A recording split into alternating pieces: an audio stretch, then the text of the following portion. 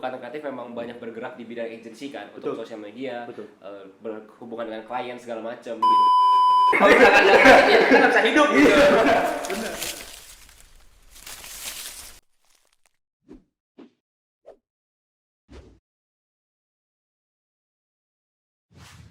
Welcome to the jungle. Halo kawantan semua, kembali lagi dengan Bekatan Kreatif dengan rebranding podcast terbarunya yaitu Backtalk. Buat yang penasaran nih, Backtalk adalah podcast lanjutan dari Bekantan Talk yang dimana sebelumnya adalah audio dan juga subtitle, sekarang berubah menjadi visual. Nah, buat yang penasaran nih, Backtalk singkatannya apa sih? Backtalk singkatan dari Bekantan Bicara Bisnis Kreatif. Nah, sebelumnya perkenalkan, nama gue Arsya sebagai host episode kali ini. Nah, kawantan, kita kedatangan tamu yang cukup spesial. Tamunya adalah alumni magang Bekantan Kreatif. Please welcome Kak Mike. Thank you. Oke, sebelumnya boleh perkenalan dulu kepada kawantan semua seperti jabatannya apa sekarang, juga kerjanya sebagai apa, dan di Bekantan Kreatif itu pegangnya apa? Oke, halo semua, perkenalkan, nama saya Michael gitu. Aku dulu kuliah di UMN, magangnya di Bekantan ya, seperti yang udah diperkenalkan sama Arsya. Nah, kemarin waktu magang di Bekantan aku ambil divisi videographer. Dan juga ya berhubungan juga dengan pekerjaanku sekarang gitu. Jadi freelance videographer. Freelance-nya ngapain aja sih? Ya ngambil untuk dokumentasi event dan sebagainya macam gitu.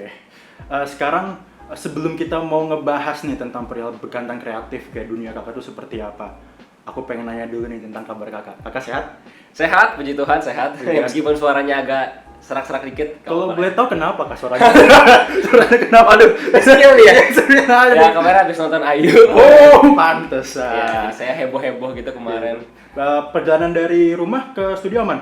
Aman, ya puji Tuhan lancar meskipun ya di luar kayaknya lagi panas banget ya sekarang. Feeling aku sebentar lagi mau hujan sih gini. Oh, mau hujan ya. Semoga pulang nanti belum hujan ya. Jangan sampai. Ya udah kak, ini aku sebelumnya tuh aku kepo banget sama kakak, kayak Bekantan Kreatif tuh di pandangan kakak seperti apa. Nah, boleh nggak share sedikit kepada kawantan semua, kayak pengalaman kakak magang di Bekantan Kreatif tuh seperti apa, sama kakak tuh sebagai videographer kan ya? Yes, betul. Nah, itu ngehandle apa aja projectnya selama di Bekantan Kreatif?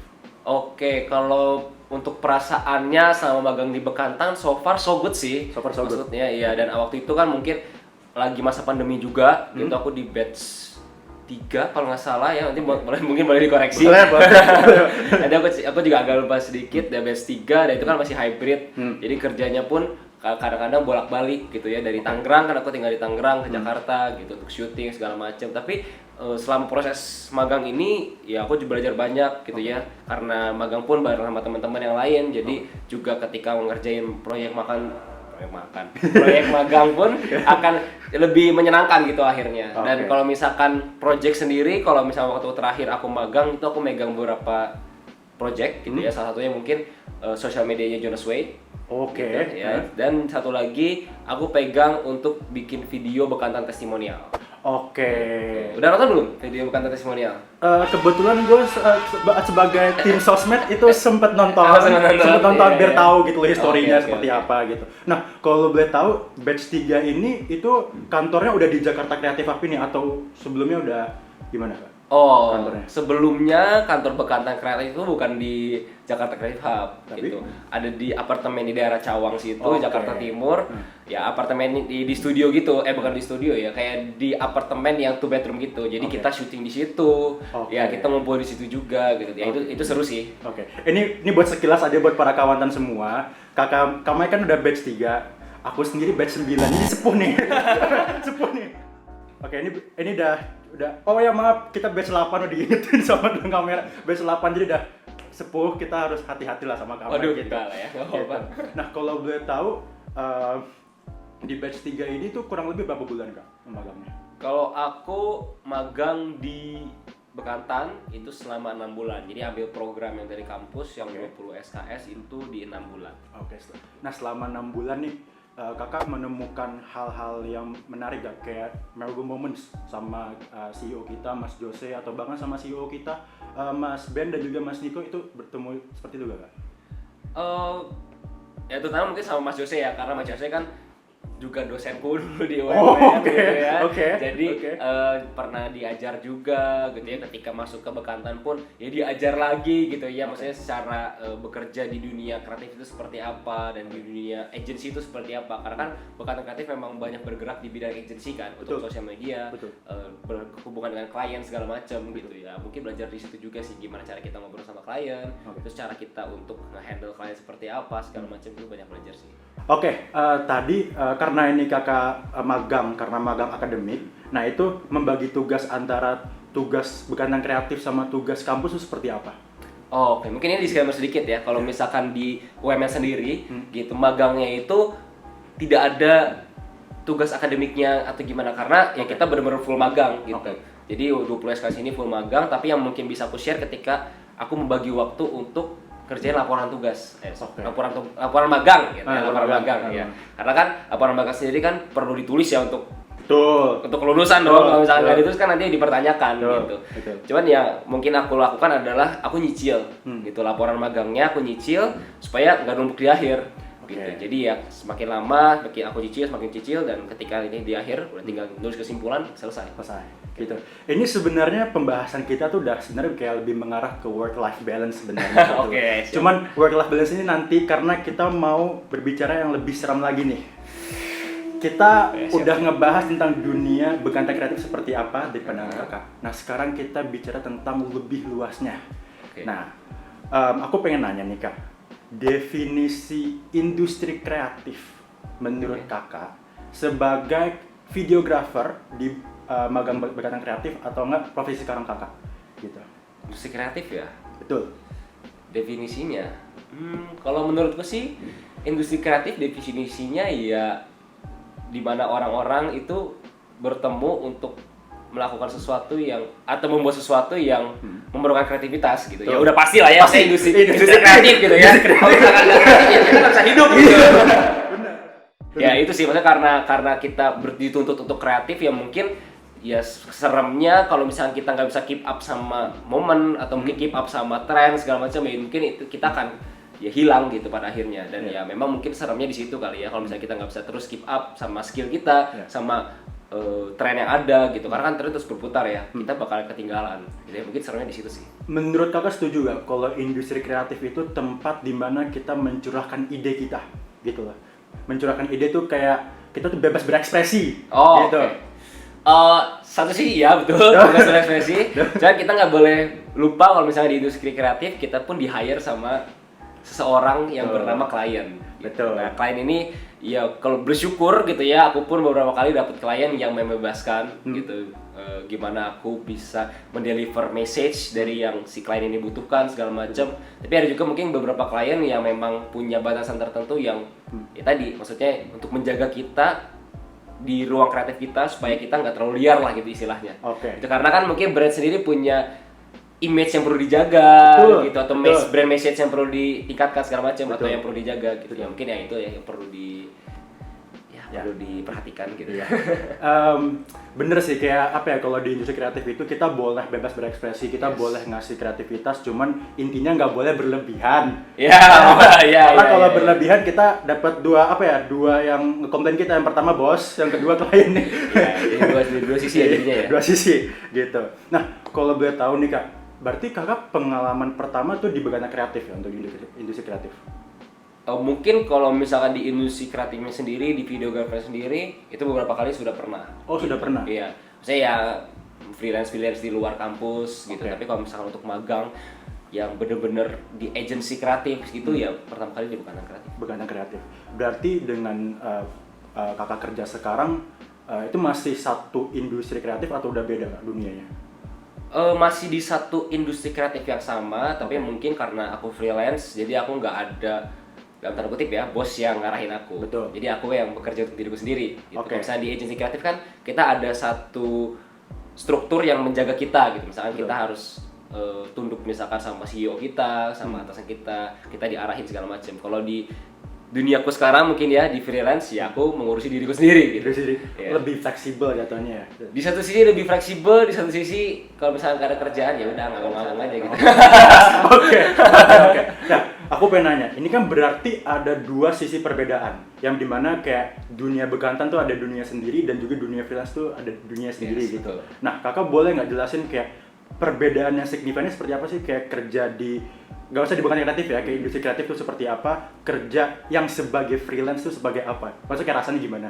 Oke. Kalau di bekantan sendiri, mungkin karena yang tadi aku jelasin sebelumnya ya, kayak di sini tuh kita ada, mungkin kalau misalkan teman-teman magang ada apa namanya briefing harian gitu ya, briefing Ya, pagi, briefing harian, briefing pagi. briefing pagi ya. Briefing pagi. Nah kalau aku nggak ada gitu. Oh, aku kan telat sih. Oh iya, ya, ini kan contoh ya. Aku ya mungkin bedanya briefing pagi gitu ya, misalnya contoh ya, briefing pagi. Kalau misalkan aku sebagai freelance pribadi gitu nggak ada briefing pagi gitu. Oh, ada. Ya nggak ada gitu, mau briefing sama siapa ya, briefing sama diriku sendiri lah gitu, meeting di depan kaca gitu. Iya. Kalau misalkan di creative agency gitu ya, kita ada briefing pagi, briefing harian, terus secara kerja pun kita kerja secara kolektif. Oke. Gitu ya, bareng sama anak magang yang lain, sama divisi-divisi yang lain gitu. Nah kalau aku sendiri secara freelance videographer gitu, ya maksudnya kerjanya cuman untuk sendiriku sendiri aja gitu, maksudnya nggak ada yang Kalau kita ngobrol sama yang lain. di zaman kakak batch 3 ini ada yang namanya briefing pagi, udah ada? Ada. Sering telat gak? Aku sih nggak pernah telat ya. Oh, nggak pernah telat ya? Aduh.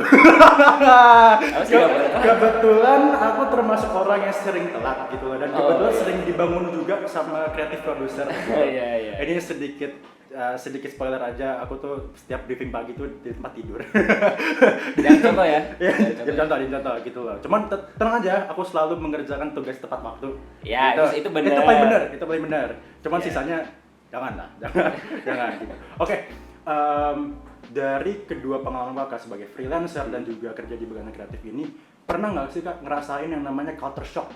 Culture shock. Ya, jadi kayak kakak yang sebelumnya sebagai mahasiswa nih yang udah terbiasanya kayak di kampus aja, tiba-tiba masuk ke dunia pekerjaan, muncul nih rasa culture shock. Nah, itu cara kakak adaptasi dengan culture shock itu gimana kak? Oh, mungkin kalau aku ngambil dari sudut pandang mahasiswa film ya, kan aku Ya. di UMN ambil jurusan film, dan ketika masuk ke videographer di bekantan kreatif kan kita ngomonginnya di dunia agensi kreatif. Ya. Gitu. Itu berbeda banget karena kalau misalnya kita ngomongin dunia film, mungkin nggak ada tuh yang berhubungan dengan sosial media, Ya. gitu ya, konten-konten, gitu nggak ada. Dan itu yang mungkin aku jadi belajar banyak gitu di sini. Gitu. Jadi gimana cara kita produce konten yang oke, itu untuk sosial media, gimana cara kita cari tren, kita ikutin tren, gitu. Gimana caranya kita istilahnya tuh ATM lah ya, amati, tiru, modifikasi. Iya, itu ATM. Gimana cara kita ATM yang baik dan benar, gitu. Ya itu kita banyak belajar di bekantan kreatif. Gitu. Ya culture shocknya mungkin ya cuma di perbedaan dunia kerjanya aja sih. Ini kayaknya lebih interesting ngomong karena bekantan kreatif gak sih? Karena kebetulan aku juga bekantan kreatif, masih magang gitu loh. Oh ya, boleh. Nah, mau nanya, selama 6 bulan itu magang di bekantan kreatif, itu kan pasti kakak udah digempur sama tugas-tugas dan juga digempur kayak ngedit lah dan sebagainya. Yes. Nah, ini mau ngomongin lagi kayak sebelumnya, work-life balance. Nah, selama di bekantan kreatif tuh, work-life balance-nya itu beneran ke balance atau unbalance tuh? Kalau aku pribadi sih, menurutku aku balance Ya. gitu. Kenapa? Karena ya aku cukup membagi waktuku dengan baik gitu. Aku cukup bagi waktu dengan baik gitu. Siap. Jadi ya maksudnya secara ngedit kan aku banyak ambil di bagian editor kan. Soalnya kan satu tim itu kerjainnya untuk sosial media Junusway kan kita bagi tim dan bagi juga bagian tugas-tugas ngeditnya segala macam. Ya aku berusaha segimana mungkin caranya aku tuh ngedit seefektif dan seefisien mungkin. Gitu. Jadi aku ya yang pertama yang gak nunda-nunda gitu ya jangan nunda-nunda, terus ya langsung dikerjain gitu, dan ya langsung misalkan ada revisi yang langsung dikerjain gitu. Ya kalau misalkan mungkin revisinya malam ya mungkin aku akan tunggu dulu sampai besok pagi gitu, karena ya udah malam gitu, dan kalau misalkan mendesak banget ya baru aku kerjain. Aduh, sebenarnya tuh aku pengen ngebahas banyak banget gitu loh, cuman kreatif produser udah gini-gini ke aku gitu loh. Jadi kayaknya kita bakal ngerangkum semua. Kita kan udah ngebahas tentang culture shock, kita udah ngebahas tentang work-life balance. Nah, boleh nggak kak kasih tips atau wejangan kepada kawan semua, kayak untuk mereka yang belum terbiasa dunia kerja tuh seperti apa, boleh nggak kak kasih ke mereka? Kalau dari aku sendiri mungkin ini ya wejangannya Ya. Wejangan ya kita harus terus beradaptasi sih. Tuh, Gitu, kayak ya semakin lama dunia kreatif akan semakin bergerak lebih cepat. Betul. Gitu ya, harus semakin sering adaptasi. Apalagi di dunia kerja gitu ya, berbeda banget sama dunia kuliah, perkuliahan, perkampusan gitu, pasti beda banget. Gitu. Karena kita juga ketemu dari orang-orang yang latar belakangnya beda, ya kita harus lebih cepat beradaptasi sih. Gitu. Karena ya mungkin aku juga jadi keinget satu quotes gitu dari ada dokumenter Netflix namanya Life on a Planet ya. Itu Apa tuh? nanti bisa boleh tunjukin sini ya. Itu Life on a Planet itu jadi kayak nunjukin kayak gimana dinosaurus terbentuk segala macam. Dari situ satu quote menarik. Jadi siapa yang menang adalah siapa yang paling cepat beradaptasi. Oke. Kayak itu sih. Nah, karena kakak udah ngerangkum nih semua, nah mungkin kawantan masih kerasa kayak aduh kayaknya kurang nih insight dari Kamek atau apa. Boleh nggak Kak kasih tahu nama Instagram Kakak supaya mungkin kawantan mau ngecek ke Instagram Kakak bisa nge-DM atau nge-komen gitu. Mungkin nge-DM-nya bukan perihal insight tapi kayak aduh nih Kamek, aduh gitu ya. Apa Apa tuh? Itu boleh nggak Kak dikasih tahu? Oh, boleh. Instagramku Michael_Flavio_. Ya nanti bisa munculin di sini ya. Oke. Serang langsung di DM, langsung di komen gitu. Oke, kayaknya kita udah masuk ke penghujung acara. Jadi terima kasih kepada kawan semua yang telah menonton podcast ini. Jangan lupa untuk share, like, komen, dan subscribe. Dan jangan lupa untuk nonton di episode berikutnya Back Talk. Nama aku Arsya dan sampai ketemu di episode selanjutnya. See you at the jungle kawan semuanya.